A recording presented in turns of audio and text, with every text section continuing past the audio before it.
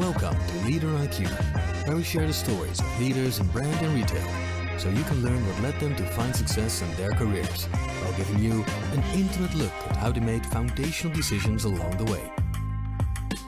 This show is hosted by Guru Hariharan, who's the founder and CEO of LeaderIQ. Guru spent most of his career working as a leader at companies like Amazon and eBay, before becoming an entrepreneur himself. This podcast is brought to you by LeaderIQ, a company which Guru started in 2019. It has become the e-commerce operating system for brands like Logitech, Johnson & Johnson, Kellogg's, Mars, Duracell, and many more. If you're interested, check out commerceiq.ai to learn more. With that, let's get to the show. Today's guest is Greg Hoffman, founder and principal for brand advisory group Modern Arena and former Nike Chief Marketing Officer. Greg has spent over 2 decades strategizing and influencing Nike's brand at every major global sporting event, focusing on themes of equality, sustainability, and empowerment through sport. Greg then went on to found Modern Arena, which advises Fortune 1000 brands, startups, and non-profits in their brand, growth, and social impact development. In addition to this, he serves as a branding instructor at the University of Oregon's Lundquist College of Business and has authored his new book, Emotion by Design, Creative Leadership Lessons from a Life at Nike. Without further ado, here is Greg Hoffman and your host, Guru Hariharan. Thanks, Greg, for joining us. It's a pleasure to have you. I've been really looking forward to having you on the show and getting to know you more and unravel a lot of your stories, not only of you being a chief marketing officer of Nike, but actually on the personal side of things, that what got you there. So thanks for being on the show. Yeah, thank you. It's a pleasure. Thanks for the invitation. And I'm really looking forward to our conversation today. Perfect. So Greg, if you don't mind, maybe would love to actually start, go way back and start with your early life. Would love to understand where you grew up and what were the values that you grew up with? Yeah, no, exactly that, because I think a lot of what we become, that first step starts early on in your childhood. And certainly for me, growing up in the Midwest in Minnesota, in the early and mid 70s was a unique experience because I was the only person of color at home and in the suburb and in my school system. I'm biracial. I'm half black, half white, and I'm also adopted. Right. So it was, I stood out quite a bit, but, and not always in the best way. But I think being an outsider early on like that really grew my empathy for others that also felt the same way. And I was able to take those early experiences as a child and literally bring those into the workplace decades later. And it really shows up in some of the work some iconic work that we created over the years that ended up reaching audiences that, didn't always feel that they had an invitation, right? So sometimes adversity can truly become, in some ways, the rocket fuel that helps you be successful later on in life. You just don't know it when you're a kid, right? So thankfully, my kids are growing up in an environment that's a little more, I would say, positive in terms of, more diversity, more empathy, more curiosity on that. So that's just kind of a glimpse of what that was like. That's really fascinating, Greg. I think I actually resonate with that a lot. In fact, even growing up in India, and India is such a diverse country, my skin color was different from all my peers where I grew up. And the concept of inclusivity was not that prevalent at that time. I always felt like a foreigner. And in a way, it was like a way of life. And I grew up learning that. But actually, to your point, there was a lot of inherent empathy that got built in just growing up like that. What did you? How did that feel in growing up in that environment? And what can you tell a little bit more on like what were that layers of empathy that you built in your day to day that you look back and go, okay, yeah, well, I picked that up when I was growing up. Yeah, well, the good news is my parents really invested in my two passions, which were art and sport. And, you know, art and was really an escape from, you know, a lot of the adversity that I felt. And the fact that I learned early on that I could literally put my dreams on paper and draw them in vivid detail was my superpower, right? And so I started drawing literally every day. And of course, you know, sports are the great equalizer, if you will, because when you're playing sports, no one's really worried about how people look, et cetera, et cetera. It's how do you play as a team, and everybody's focused on, you know, trying to get the win. And so I really immersed myself in those two passions on that. And it just so happens that's why what I would grow up and essentially do for a living for 27 years at Nike, because Nike truly, if you think about it, have brought to life sport in such artistic ways. And I was really able to lean into that. And so, but with that said, had my parents not invested in that passion and in art classes, buying me a drafting table so I could draw, and they didn't have much, but otherwise it may have lied dormant.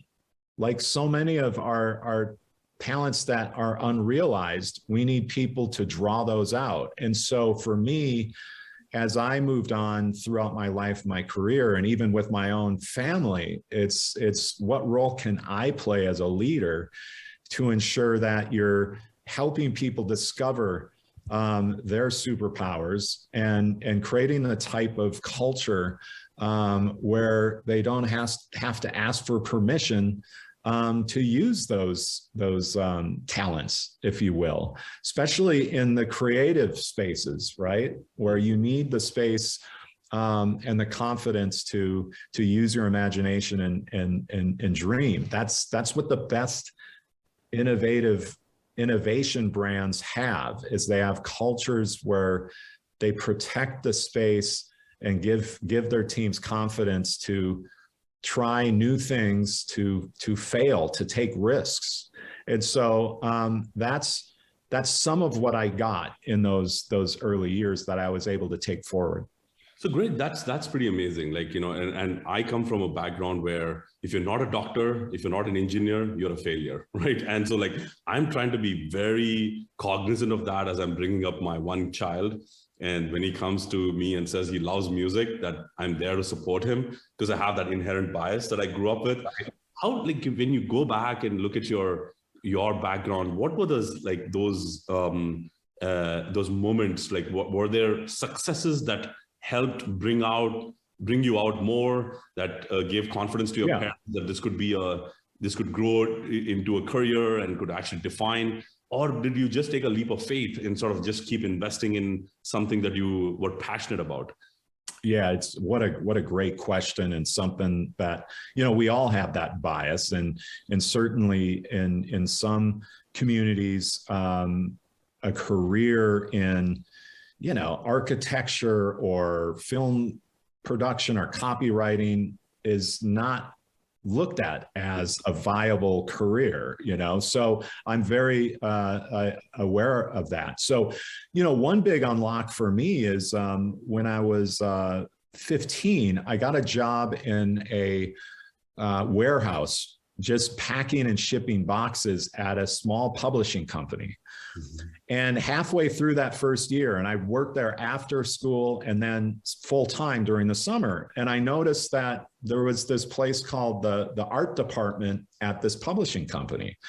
And somehow I got the confidence to get to the point to ask if I could spend half the time working as a 15-year-old And what did I know? In this art department where they were literally creating the books, the book cover designs, the illustrations that went into the book, et cetera, et cetera.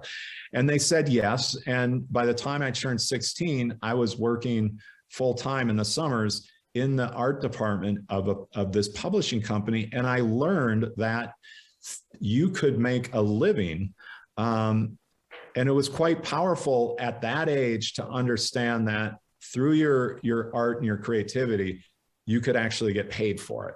And it was a business, and it was quite fulfilling. And I ended up doing that all through high school. And obviously my parents saw that happening as well. And so their confidence lifted as well. And so by the time I graduated high school, I didn't have any questions about what I was going to do.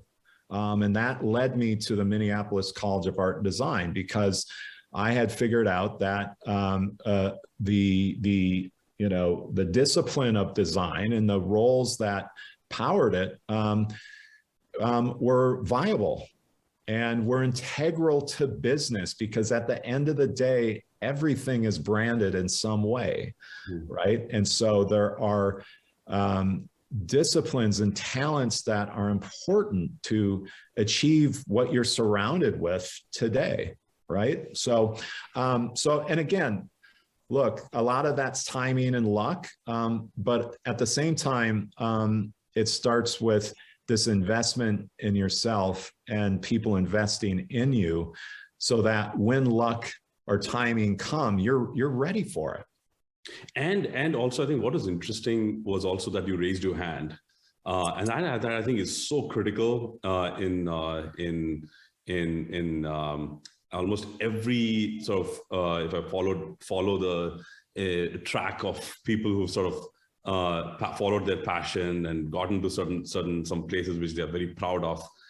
I mean, there were so many reasons for you to have not raised your hand. You could have given so many excuses for not having done that. The fact that you raised your hand and you sort of wanted to go on the other side and see how the design was done, I think that's a big takeaway for me from what you just said.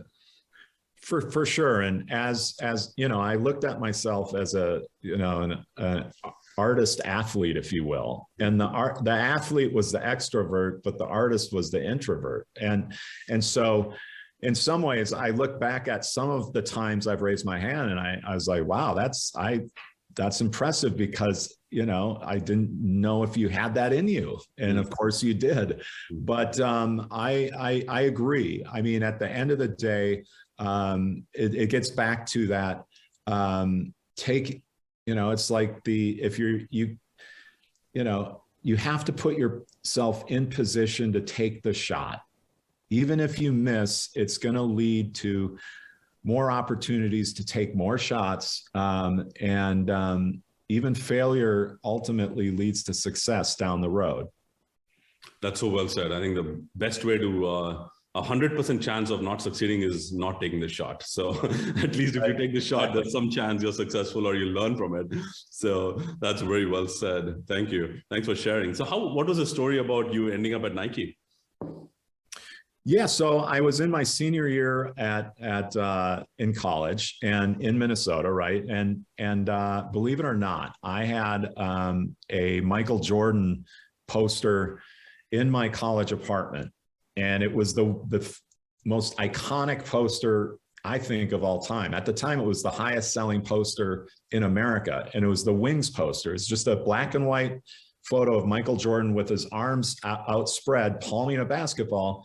And underneath was a William Blake quote that said, no bird soars too high if he soars with his own wings. So imagine coming in your apartment every day and seeing Michael staring at you. What I didn't know is that a year later, I would be working at this place called Nike for the person that designed the poster. So yeah, I happened to, so I was told about this Nike internship. I had no idea that the headquarters were in Portland, Oregon.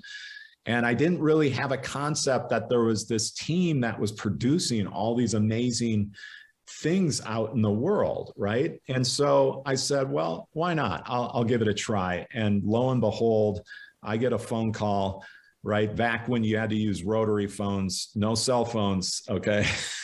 I remember those. Yeah. And it's just like, you got the internship, but here's the deal. At the end of the day, there's not much information here because it was their first formal internship program. You just have to get out here by like June 5th.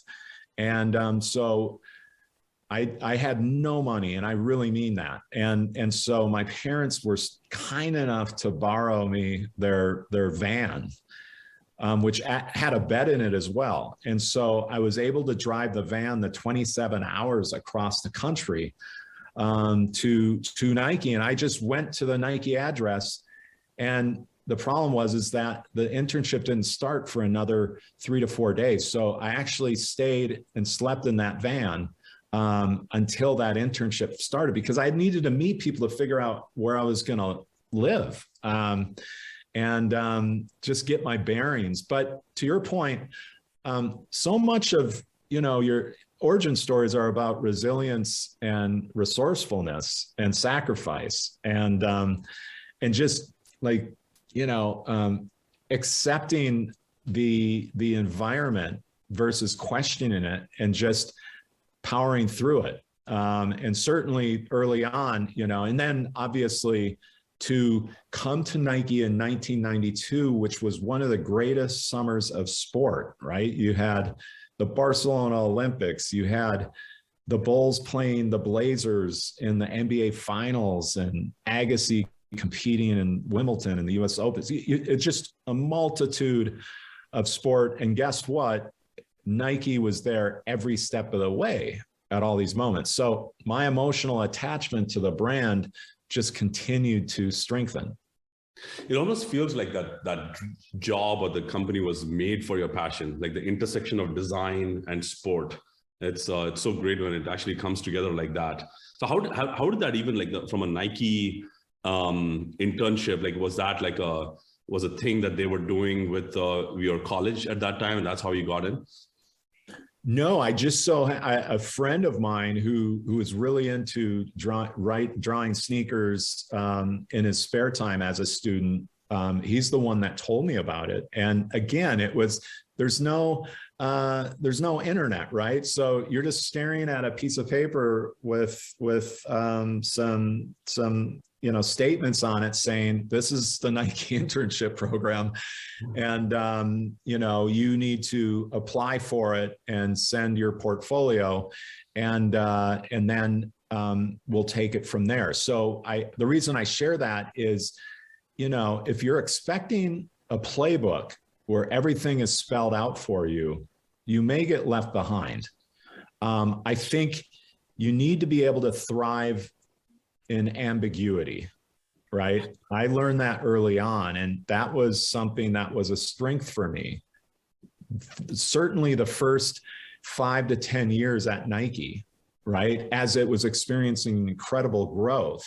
I spent more time just trying to, create solutions and seize the opportunity to try to make sense of a lot of the conversations and ideas people have through my art, if you will, visualizing what was possible based on what I was hearing and feeling. And that was quite powerful, right? Because as you know, a picture is worth 1,000 words. And so I really realized early on that I could be a part of these meetings, but walk out, quickly sketch something up, visualize it, come back to the same team and say, well, what if we did something like this? And so you're literally, rather than go another year and say, well, whatever happened to that idea we had? How come we never did anything? And that so often happens. And so that's why I'm a big believer in painting a picture of your vision that's, in vivid detail, because it allows people to come with you, and you can build consensus faster than if you're just talking about those ideas. And how was that process? Like, I know I'm maybe stuck on this point, but being a parent of a young kid who's I've got an 11-year-old, he's got some passions that he wants to, he's getting naturally attracted to, and we're trying to think about like this practical element of, is that going to be a career and all that? And deep inside, I know I need to encourage him to get him to do what he likes. So I'm finding a lot of value in how you're sort of, you paved the path when it was not so clear. There was no global brand creative jobs available at that time. Yeah. There's none of that. And you had a passion for sport, you had a passion for design, and you created a fantastic career for yourself. So that's why I'm sort of very curious about digging into that. Talk to me also a little bit about the vision that you said you created a vivid vision, and that was you took it about yourself. Like how was that? How did you make that happen? Again, I think the unlock is when you realize that creativity in business needs to serve something, and it ultimately is in service of the audience, right? It's not just art for art's sake.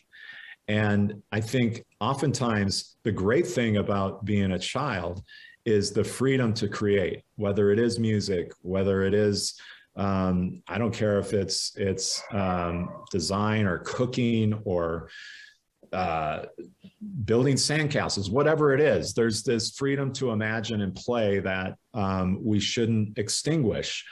With that said, as I said, when I worked at that publishing company as a 15, 16, 17-year-old, is I'm learning along the way that it's about creative problem solving, and you're solving a problem for people or a community or a city, and you need to deeply know the subject who you're serving, and therefore the benefit that you will provide with your creativity, with your art, will be so much more impactful, because it's not about you, it's about them.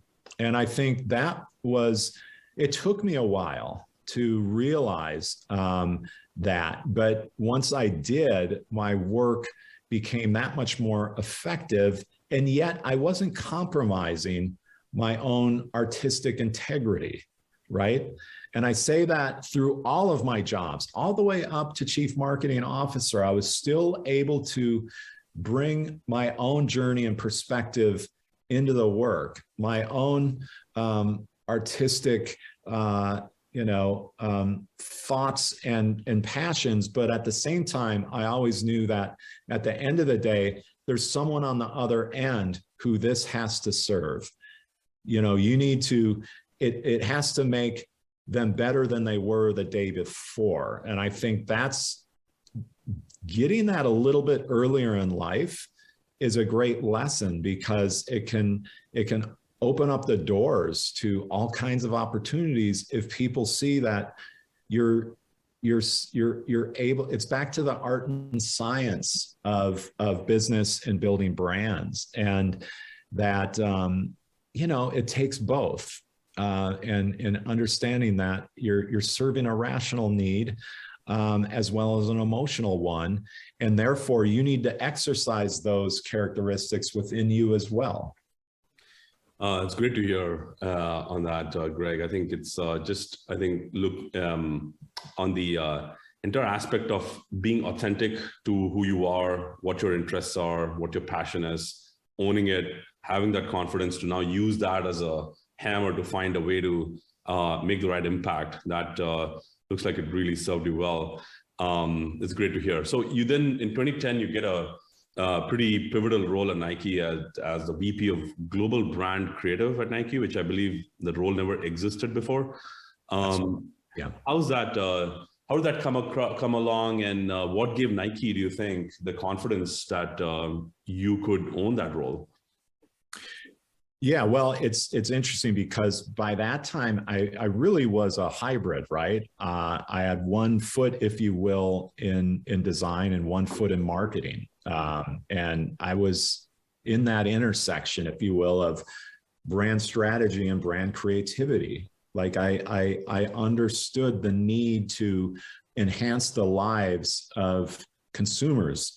And so this role, which was about overseeing Nike's global storytelling and experiences around the world and its brand identity, was, at first somewhat daunting, because so many of these departments that I would be overseeing worked very independently, whether it was Nike advertising, Nike retail marketing, social media marketing, or brand design. You know, there was a variety of these different groups that I had to bring together. But what my colleagues understood is that I had always understood that every interaction with the consumer, no matter what medium, was an opportunity to reveal the Nike story, right? Whether it was a retail window or a social media post or an ad that you see on TV.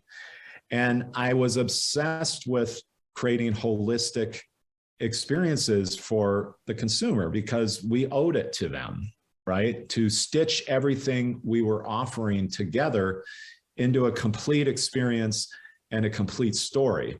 And so the brand saw that in me, and they also saw someone who was obsessed with the details. There was no detail that was too small to obsess. And I have this phrase that I use often, which is hold the smallest detail to the highest standard. I think the best brands do that. You know, when you think of brands like Nike or Apple, or a lot of fashion brands, all the way down to their brand color, to the brand typeface.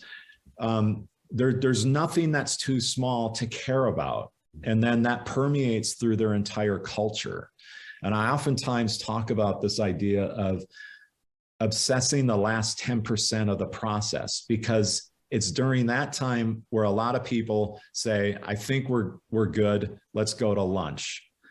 And it shows up in what you see around you. You know when you see something that actually wasn't crafted all the way there.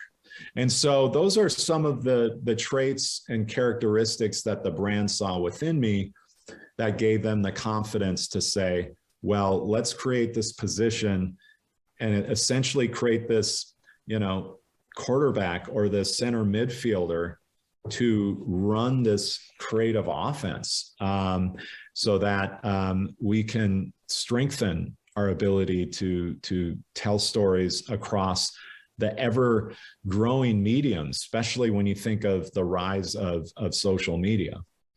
So Greg, one thing that caught me in what you just said is you use the words details, process. You also come at it from a very creative angle. Oftentimes these seem polar opposite, process and creativity. They sometimes seem polar opposite. Could you thread that needle a bit more? And as my team was doing a bit of research, you have used the word operational structure to empower creativity. Can you unravel that on how these things come together to actually amplify what you can do as a creative artist? No, great point. And you know, that's why I say certainly in the business context, I use the phrase creativity is a team sport. Because you need left brain and right brain thinkers multiplying each other's strengths and expertise. You know, a right brain thinker oftentimes is a creative type who takes the long and winding road to a solution, thinks in maybe a more of a nonlinear way, whereas a left brain may use a more analytical approach and take the straight road. But the point is that you need both. And the second thing I would say to create a thriving creative culture where it's truly held in rarefied air in your business, everyone at the company has to believe in it and has to support and respect it. Otherwise, more often than not, creative types, since they aren't big on the status quo, simply won't work in the arena of business. And then you'll miss out on some of the most innovative minds in the world working for your brand. So just a little bit of color as creativity as team sport. Second thing I will say is I oftentimes used during their heights, the FC Barcelona Football Club, right? The incredible football team. And at their height, they would pass the ball 40, 50, 60 times in a row without the opponent interrupting their passes. And it would lead to these amazing goals. And the only way you can create, I mean, that is creative chemistry at its highest level. And so when I talk about this idea of an operational structure, that you have a playbook and an offense that allows for that radical creative collaboration to happen, that you not only see those soccer players on the field practicing these short passes and being in sync like that, you need that within your business as well. And you have to break down the silos that often exist between maybe those that are responsible for the commercial reality and those that are responsible for dreaming up the future. How can you actually sit those functions figuratively together to ensure you create that level of chemistry? And so, you know, a structure and a budget and a timeline can be a creative person's best friend, because you've just taken away a lot of variables that make it a little bit easier to get that solution. It's very, very difficult to stare at a white sheet of paper and say, wow, I need to innovate. Let me see if I can think up something. So to me, it's like, no, you want to understand what the variables are, and you want to invite, and this is what I would say, last thing I'll say here, and I talk about this in the book, is if you want to tell stories that are remembered and experiences that are remembered then by your audience, then you need to invite the level of rigor and discourse into the creative process, so that ultimately when you do deliver your, you know, your point of view into the world, it's that much more stronger. I love the example that you used, the analogy that you used in terms of FC Barcelona and they're unleashing their creative energies within the rules of the game. So in a way, there are rules of the game that creates the foundation, but at the same time, the silos are broken, everybody's equal, let's go win this game together. And you've got a certain time limit, you've got a certain set of constraints you got to abide by, and there's a goal that you have to meet, and how sort of putting that as a foundation and then unleashing the creativity within the constraints can actually be pretty powerful towards a mission. So that's very fascinating. That brings me to something which I've been really waiting to hear from you, which is the story of Colin Kaepernick. Could you unravel that a bit more? And also, it inspired you to write a book, or would love to actually talk about both on these two things. Well, yeah, I think when we look back to 2016, the fall of 2016, when Colin kneeled during the national anthem to protest police brutality and racial injustice, and the world took note, right? And it was a big sacrifice for him, because a year later he was without a team. With that said, his sacrifice was society's benefit, because he brought so much light to the what was happening in the world, specifically the Black experience within America. And so late that summer, when I sat down next to him during a lunch on the Nike campus, I was struck by the fact that although I couldn't relate to him, of course, as a football player, because that's impossible. But what I could relate to is that he and I were both biracial. Our birth parents were, Black and white, and we were both adopted by white families, right? So that mirrored experience, and I understood that you can't separate that story from your professional life, and he did not, right? And so that is part of your narrative and identity as you go throughout life. So I had great respect and empathy for him and what he did. And so those are the eyes that I'm looking through as I'm listening to him in that room and thinking about what can we do as a brand to amplify his voice in this cause, right? To reach not only people in the US, but around the world.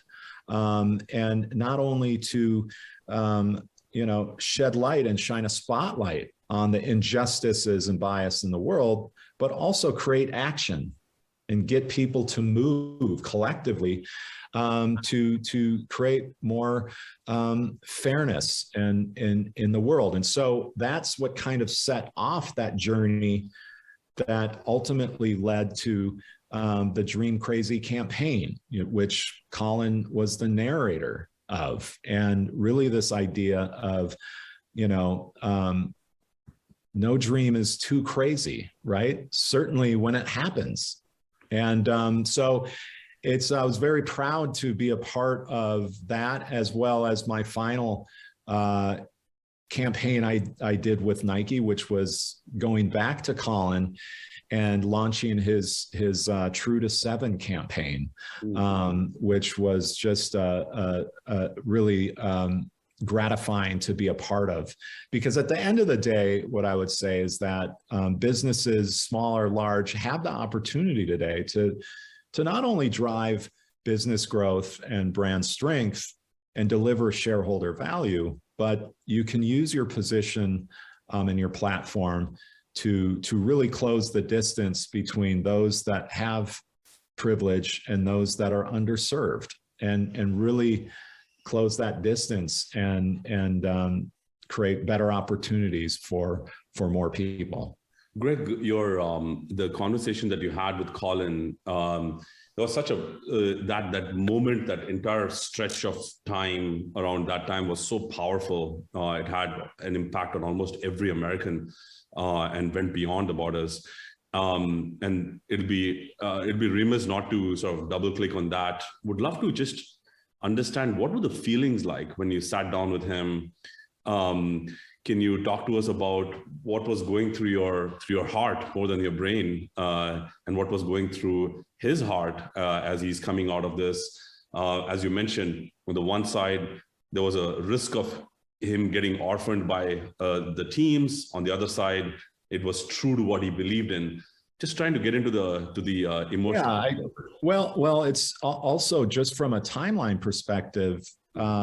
We had launched the Nike Equality campaign at the Grammys the year before in 2017, which was all about addressing the inequality. And through the voices of LeBron and Serena and others. And so much of this was obviously in response to the tragic murders of young Black men and women as well.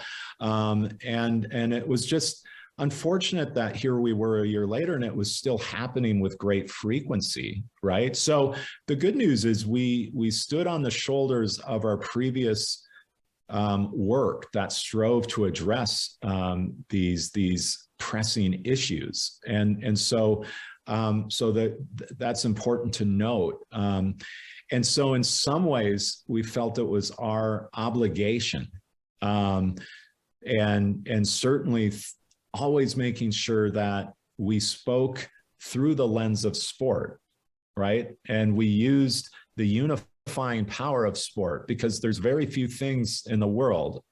You can say music and sports, maybe food, but things that pull together even the most different individuals and cultures, and they can rally people around just this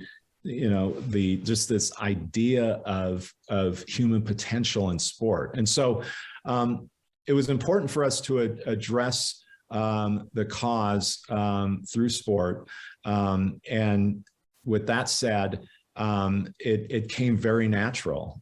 right? And that's just speaks to also having a diverse team of people, not just diverse from expertise standpoint, but through life experiences and perspectives, and having a culture where people can show up and come into the room and bring that with them, right? Because so often diversity is about numbers. And just because you have diverse representation by the numbers doesn't mean you have diverse representation that's been activated. So that's the biggest lesson, is activate that diversity, and you can create the types of products and stories and experiences that are far more inclusive than if you didn't. That's and of course, the way you activated it was very powerful. Just one image, leave alone the ads, the TV ads, but even one image. I remember going to Union Square in San Francisco, and there was an image, and just that one image just spoke, like, you know, it was so much depth in it. And of course, Nike is kind of the epitome of how these things come to life and how you all brought these things to life. It was just a very well executed and had a huge impact to the society. And also, Greg, it inspired you to write a book. Maybe I'd love to spend a little time on that. Like, what can you talk to us about Emotion by Design and the inspiration behind it? Yeah, absolutely. You know, and part of it is born out of these 27 years at the Nike brand. If you think about Nike, we always strive to, you know, surround and infuse every output from the brand with emotion. And by doing so, in turn, we stirred the emotions within audiences of all types around the world. And if you think about it, the Nike swoosh isn't just a logo, it's a symbol of human potential. You know, the Just Do It slogan, it's not just a tagline, it's literally become a state of mind for millions of people around the world. And certainly if you look at the products and the attachment people have to sneakers, well, that goes way beyond just use. So, and that is because they are deeply, there's emotion instilled throughout the process. We're constantly asking the question, how do we want people to feel? And more importantly, not just how we want people to feel about the brand, but how do we want people to feel about their ability to achieve great things, to achieve their potential.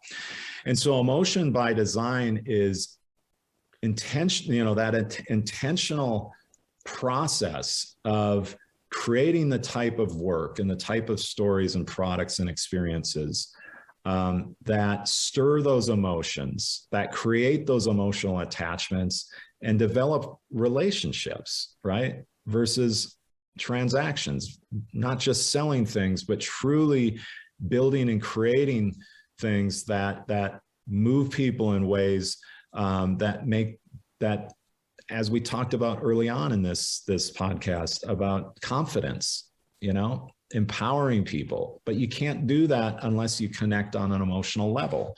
And so I really lay out a series of lessons and principles that can help a small business or a large one, or an individual, or a leader of one or a leader of many, practice this in their daily life. And so I really, especially as we're in this moment in time where it can feel sometimes that brands maybe are a little bit impersonal, or they're a little bit, they focused a lot on the science, but not necessarily the art.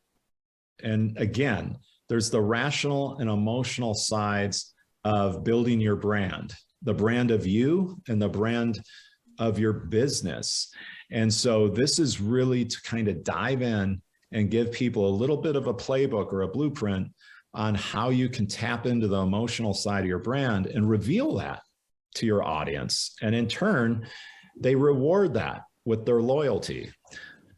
So again, I wanted to reach as many people as I can. So it's both a memoir, but it's also full of practical lessons that anyone could apply.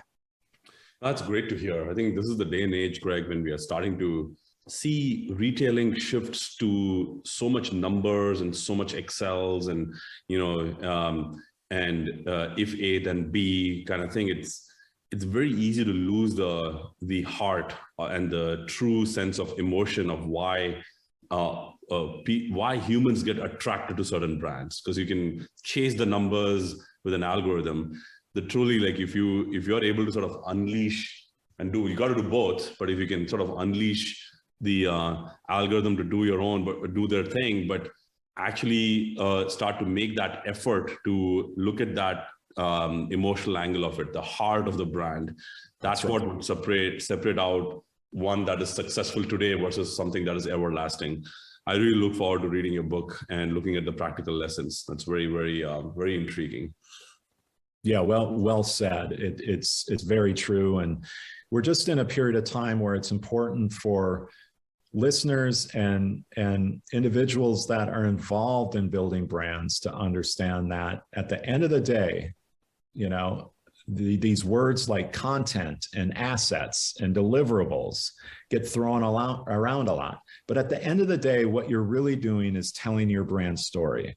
Even if your entire business is online, the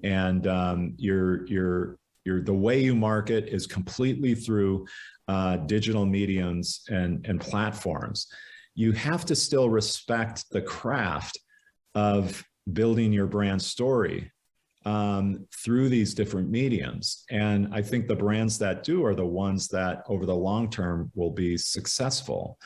And so that's one. And then the second thing I would just say, as maybe we kind of finish, is just constantly ask that question. How do you want people to feel, right, when they interact with you?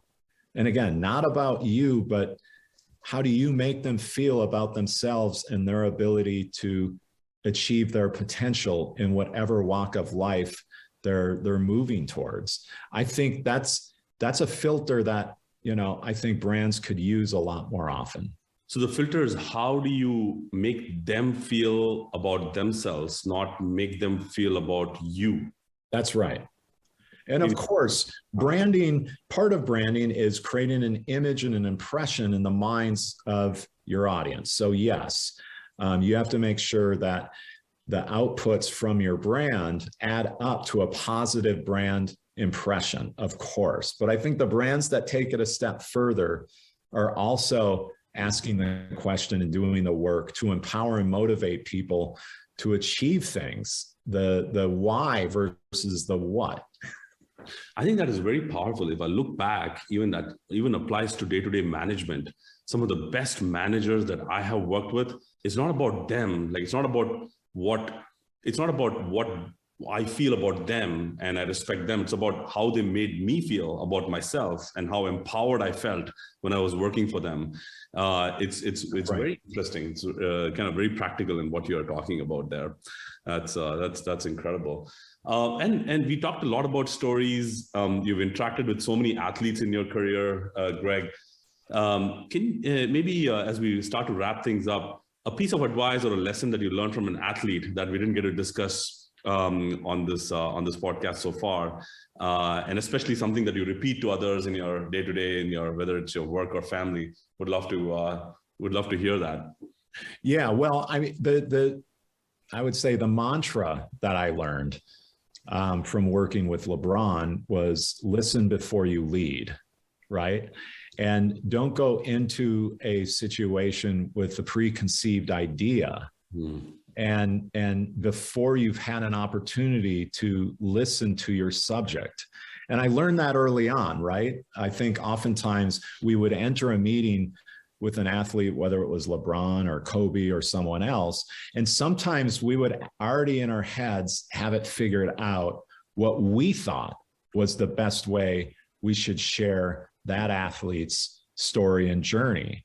And it took a moment in the room with LeBron and his team where they pushed back and said, well, wait a minute, you haven't heard my story and what I'm going through and what my dreams and aspirations are. And that's listen before you lead, again, that gets back to empathy and curiosity, is not only important in terms of, the process of creating whatever it is you're putting out in the world, but it's also an important leadership mantra that you should practice in the times that we are in today, right? And so, and the work is going to be stronger, and the team morale and culture is going to be stronger if we all become better listeners.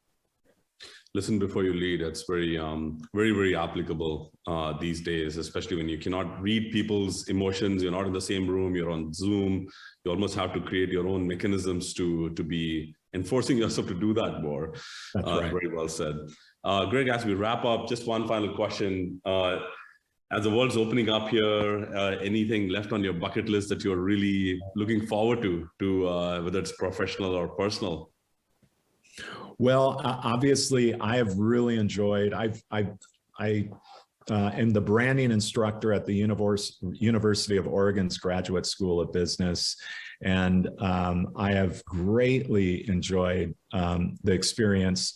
And knowing that this fall I'll be going back in the classroom to basically talk and teach the art and science of branding is something I'm enthusiastic about. But more importantly, when you think what's on the bucket list is, how do we bring that to the broadest audience possible? I think that's what this hybrid world allows us to do, right? Is that fact that you and I are having a conversation that's going to reach lots of people, but we're doing it from different places around the world. So how can we, in my case, take the art and science of branding and start to reach people who just haven't had the opportunity to access that type of knowledge and information. That's really, at the end of the day, why I created, Emotion by Design. Is I definitely wanted to put something out in the world. I talk about at the end of the book, this chapter called Leave a Legacy, Not a Memory. Mm-hmm. And I think leaving a legacy is when you use what all the good fortune and privilege you had along that journey to develop as a leader, and be able to then impart that out in the world to others, is a way to pay it forward.